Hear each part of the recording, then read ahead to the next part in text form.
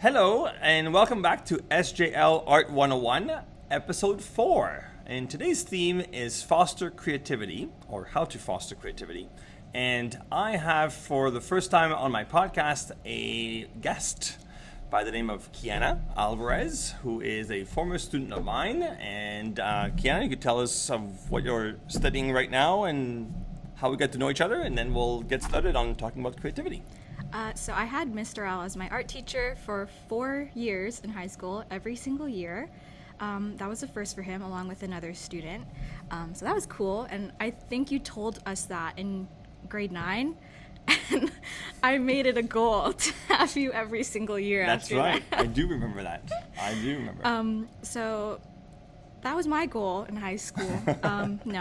But now I'm studying journalism at Toronto Metropolitan University, formerly Ryerson University, and obviously I produce this podcast if you pay attention to the credits, so that's what I'm using my studies for. There we go. And this is actually a creative process, and journalism too must have creativity. Yeah, there's a lot more rules to it, but yeah. So you're not as free as you would like it to be. No.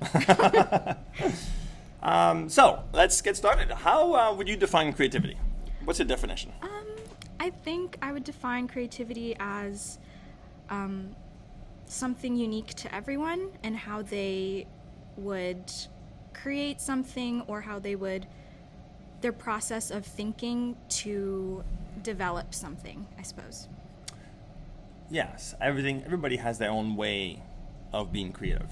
Do you think creativity is innate? Like, is it born in you, or do you think it could be developed?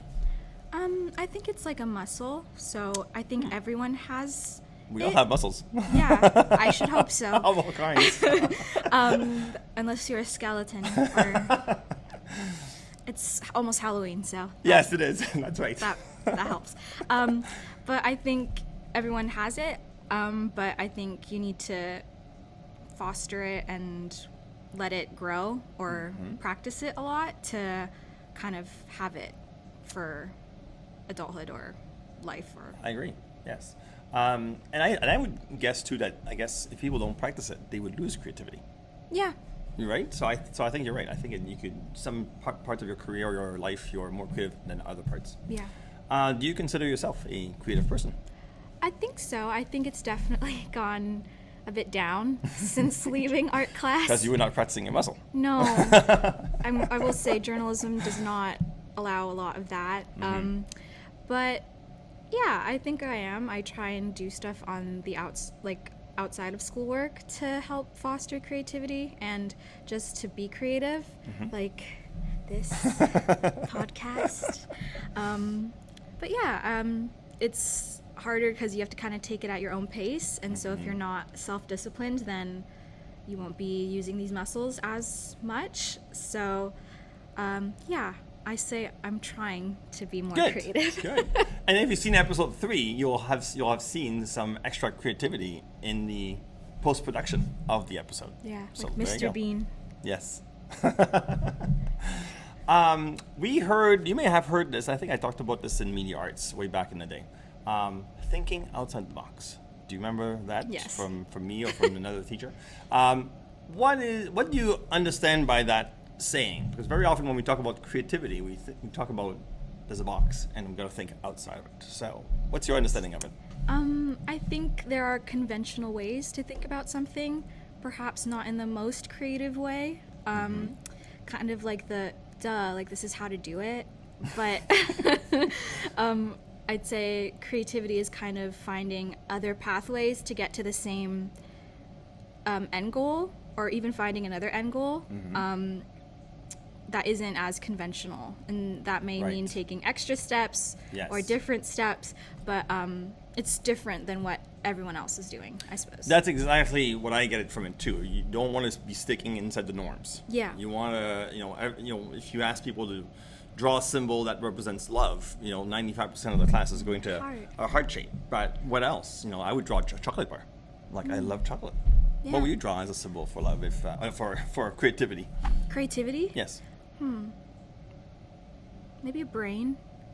Yeah. I don't know. Yeah. Because, and the trick, I think, is the first thing that comes to mind is inside the box. Yeah. You got to keep pushing, right? And, Yeah. and search for other associations. And I think that's when it gets Yeah. more and more creative. And that's when you think outside the box. Yeah.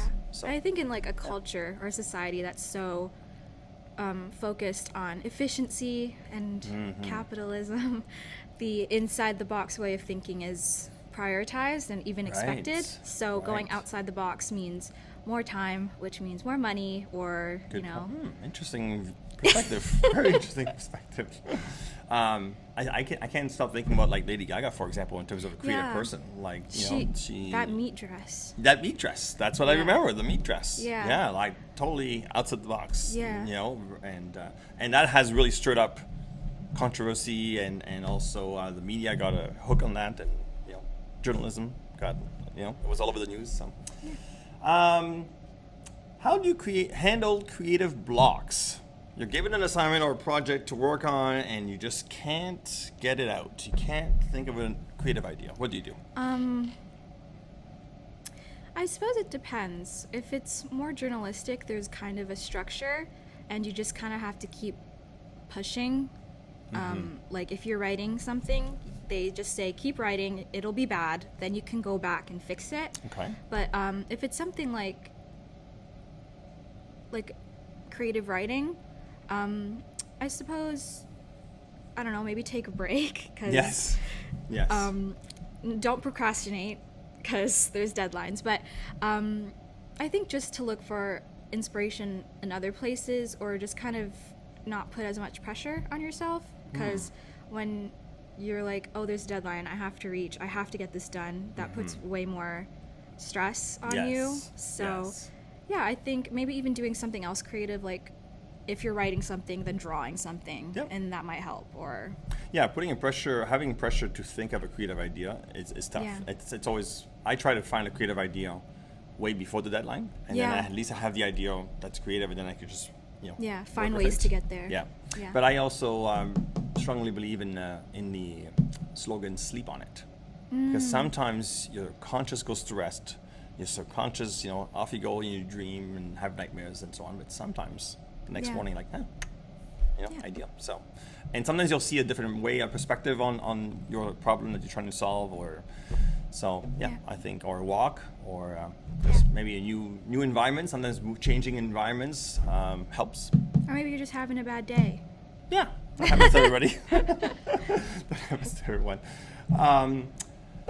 What creative tools do you rely on the most to get ideas? Is it just your brain, or is there a particular website you go to? Is there a particular activity, something that you do that stirs up the brain and gets you thinking? I guess, like, I look at other people's stuff, like on Instagram Yes. and stuff, Yeah. and then I'll kind of do my own twist on it. I don't do this personally, so I just want to make that clear so I don't get in trouble. But some people, not me, say that they find like AI and chat GPT as a good tool for stirring up ideas. Right. So they'll put in a prompt, and then they'll get answers, and then they'll run off with from those that, yeah. like ideas. Yes. I mean, what did we do back in the day when there was no AI? Go for a walk. It seems like it's the easy way out nowadays. Yeah. Right? And maybe for the ones that are under pressure and have a deadline, maybe that's the best way to go. I actually, honestly, I have to say, I have not yet used AI in any of my creative ideas. And I think it's because my brain's always, like, never shuts off. Yeah. And I'm always, and when I have an idea, I almost have like a part of my brain that banks it. And then later on, and a few weeks later or a few months, oh, I remember this from that. Yeah. Or I remember. So I haven't had, knock on wood, I hope my brain stays creative and my muscle keeps working, but I haven't need to use it. Yeah. And but Pinterest is a great example where Yeah. people go on Pinterest and they get ideas. Trying to think what else.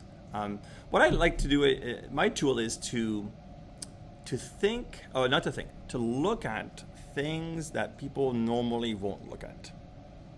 Okay. So an example, if I go shopping with my wife to the mall, she's looking at clothes and looking at the products on the shelf. I'm sitting there looking at like where their security cameras are located, where the lighting is placed on the items of the shelf. You might appear like a burglar. Yeah, I don't know if oops, yeah, possibly. Don't be suspicious. Don't be suspicious. Don't be suspicious. Don't be suspicious. I look at the design of like the layout of the store. Yeah. I look at things that are not normally looked at when you go. So I've noticed I do that a lot. When I go to a party, sometimes I'll just stay back, and instead of socializing, I'm like looking at people's interactions and looking at people's body language. And I think that's where I get some of my ideas. It's just I'm looking at the world in a different perspective, in a different light than just looking at it as what. So really, so. In turn, you might look like a burglar or like a weirdo, but don't worry. But some people do people watching. I mean, I don't do people Yeah. watching, but some people just go to like Union Station and just look around, and sometimes who knows what they're thinking. Yeah. Yes. Let's see. What is one of your biggest creative influences?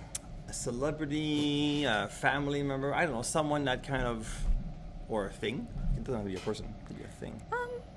I don't know. I guess even when editing these podcast videos, I guess they're kind of taken from pop culture a bit and Yes. editing techniques and Right. editing styles in pop culture. But also, I guess my journalistic background also kind of influences it as well. I tried not to make it as silly as like a YouTube video or something like that. But I also wanted to, like the images that I showed in the last episode, they were also there to help people, like Yes. how I would in a Yes. journalistic video. So I don't know, I I think see. it's just everything that I consume, and I guess my life experience, however long that is, just kind of influences my creativity, I suppose. You know what? You touched on a really good point, because the older I get, the more life experiences we have, and the more we could draw from those. Yeah. From past experiences on ideas. Oh, I remember I did this back in the day, or I remember I tried this, or I remember I would transfer this onto paper. So then, that's a good point. So in other words, theoretically, if this is true, the older you get, the more creative you get, because you have more of a bigger bank of information to take from. If you choose to. That's true. If you choose to, some things you want to block out of your life forever. Yeah. Let's see, and then what is a creative risk that has paid off? I guess starting podcasting. Oh, yes. In general. I never really wanted to do audio. I kind of Okay. thought it was boring. Sorry. I kind of thought it was boring. I always knew I liked video and TV and film, but I needed to join a club for an outlet, and I wanted to get more experience on my resume, so I volunteered to host a radio show at my school. Oh, neat. Okay. Yeah. Oh, okay. So it's an after-school kind of club. It's like just in my free time. Okay, So perfect. I just interview people, and then like I learned editing and like even just got better in interviewing. I'm pretty shy, so I struggled with talking to people. Especially people I didn't have to spend a lot of time with. So these interviews are like 15 minutes at the most. So Yep. getting that sort of connection with people was something I struggled with, because my interviews were usually like an hour long. Wow. So Wow. thank you to everyone who's stuck around that long. But yeah, I think joining a new medium or trying out a new medium was a big risk, and it led me to this. Yes, and podcasting nowadays is a popular medium, right? And it's becoming actually at